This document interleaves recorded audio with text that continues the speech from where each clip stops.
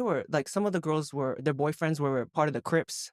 Oh, wow. One of them, Juanita, I remember one time, her boyfriend called her a bitch, to which she pulled out a switchblade, put it up against his neck, and said, "If you call me that again, I'll cut you, and then I'll cut myself." What? I was there. I said, Juanita! I know. I said, damn, you are crazy. You are crazy. I mean, I get the first part, but the second part seems extraneous. You lived in Japan for how many years? I lived there for 8 years. For 8 years. And then your grandmother said, and I'm going to tell your story for you. Yes, please. I think more men have to do this for women. Okay. Your next one-woman show, I should come out at the top and just start telling your whole story. I think people would love that. Yeah, no, and then you come out and have me beaten. You're helping me out. Yeah. I'm here to mansplain what Oscar went through. But your grandmother says to you, we're going to take a trip, and she takes you here to Los Angeles. Right, yeah. And then you realize over time, she kidnapped me, more or less. Is that true? Yes, yeah. She said it was a 2-month vacation to Los Angeles. Again, she's a liar.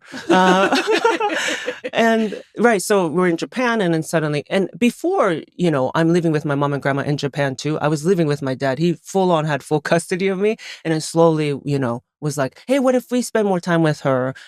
Oh, we got an apartment down the street from your place, and so my dad was like, sure, he was already raising 2 other kids of his own from the previous marriage. So, and then my mom's mental health declined pretty bad. She was very suicidal in Japan. And so I think, my grandma was like, okay, we changed locations again, which, at this point, it's not, I'm like, sweetie, it's not the location, right? But I get it. Like, as a single mom for so long, my grandma was, and then she was also now helping to raise me. I think she was just trying to get ahead before the next disaster.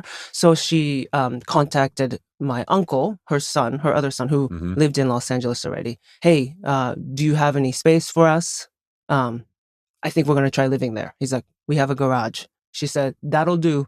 And so, we came here. But she only told me it was going to be a 2-month vacation. But you end up living for a while in a really small space. Right. I didn't know until I was like 16 that I was undocumented and what that even meant. Right? Because I wanted to suddenly drive like all my friends at school.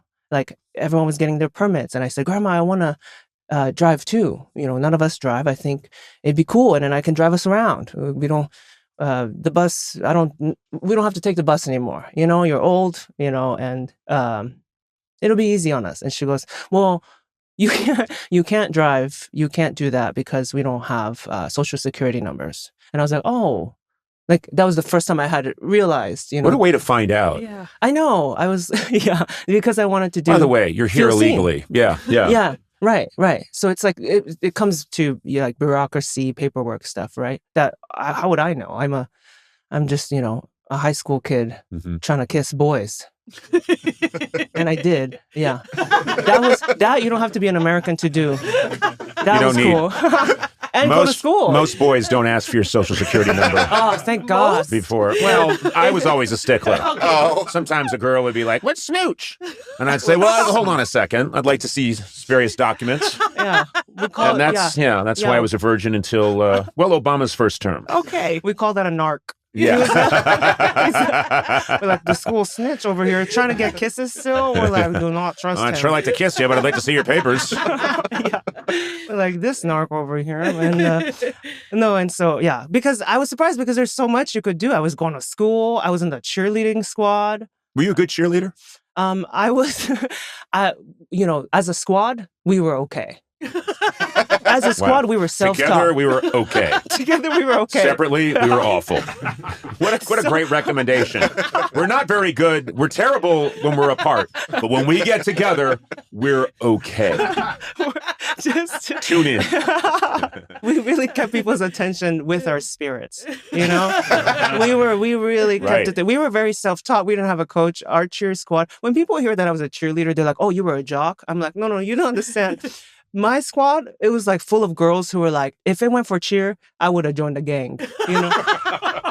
These girls were scary. These girls. I didn't know that being a cheerleader was the last exit before gang. Well, that's hilarious. Welcome to Venice High School. Yeah. Early 2000s. thousands. Sure. Okay. Venice. No, me too. I was like, I thought cheerleaders were like the Bring It On girls. Yeah. You know what I mean? Sure. And then here I am. I join, and it's my first. They were like the first girls to accept me, right? So my first friends were Latinas and Black girls who called me Coco. They gave me a nickname. And some of the girls, they were like, some of the girls their boyfriends were part of the Crips.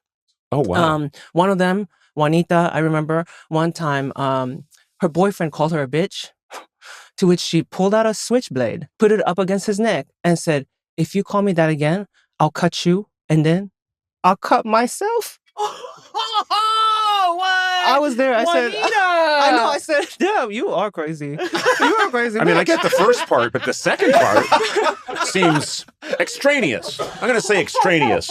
We're like, I'll cut you, and then later I'll cut myself. Wait, Juanita, I'm very afraid of you cutting my throat. What you do on your own time. Later. The drama. Yeah. The drama, right? She was a poet too, on top of it. I was like, wow. So these were the kinds of girls. Once I got my driver's license senior year, the captain of the squad, she borrowed my car during lunch, got an abortion, came back for 6th period. What were your friends like? Oh my God. So this is the cheerleaders. Wow. This is awesome. When I say if it weren't for cheer, we would have joined a gang. These are suddenly my friends in America, you know? And I was like, wow, like I have been snoozing. What is this exciting life? We would go to, one time we went to Denny's parking lot, where a fight broke out between the cheer squad and the flag team. I had never seen such a thing. We were all in uniform. It was after The cheer team fought the flag team. Yes, because one of the flag team girls started dating, no, one of the cheer squad's ex-boyfriends. No. And I said, oh, what is this? And I was trying to get on board because I'm such a scaredy cat. Sure. I don't fight. Literally, like the only things I fought are like helped fight are the voices in my mom's head in that garage. Yeah. And, But did you... fighting for my life to stay on the choir. That's the only things I fought for. Is this, so the fight starts to go down. What did you do? So I was scared. I show up with Juanita. Everyone's in uniform. So Juanita's just hitting herself in the corner. I'll get you, and then I'll get them. She should have done that. Yeah. She should. Can you imagine? The flag team would have retreated. They're like, oh, this crazy bitch. I'm going to first punch myself, then I'll get you, if you're not careful. Incredible I love tactic. Juanita's just backwards with everything. I love this. Incredible. She's all cartoon like. I would love that. Oh man. I'm cheering her on because we're cheerleaders. Sure.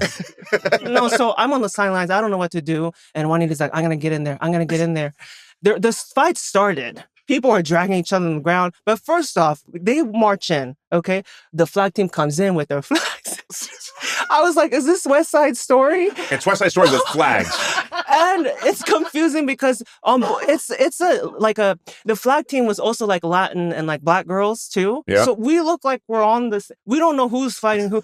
Thank God for the uniforms because you'll get confused. The uniforms help a lot. At least with West Side Story, it's like, okay, Puerto Ricans versus the white people. Dude. Yeah. Similar dance moves. It's confusing. You know what I mean? Yeah. These girls, so thank goodness for the flags, because then I go, okay, that's not my squad mate. Right. You know? Right. And the pom-poms, we have the pom-poms. Dumbest fight I've ever heard of. Easily the dumbest fight I've ever heard of. But I'm dying to know who won. Yeah. People are getting tracked. There's no winning, sweetie. There's no winning in violence. Yeah. That's David. beautiful. Yeah. Mm-hmm. Yeah. Mm-hmm. But, no one wins. I'm sorry no I asked. one's, Yeah, David. except for maybe Juanita's boyfriend, who is at home going, oh, thank God I have a break tonight. But have you kept up with Juanita at all, or any of these people?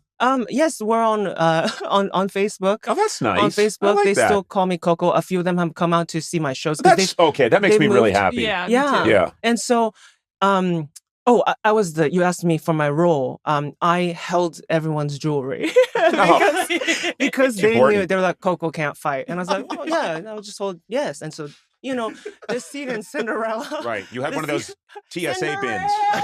Yeah, that's right.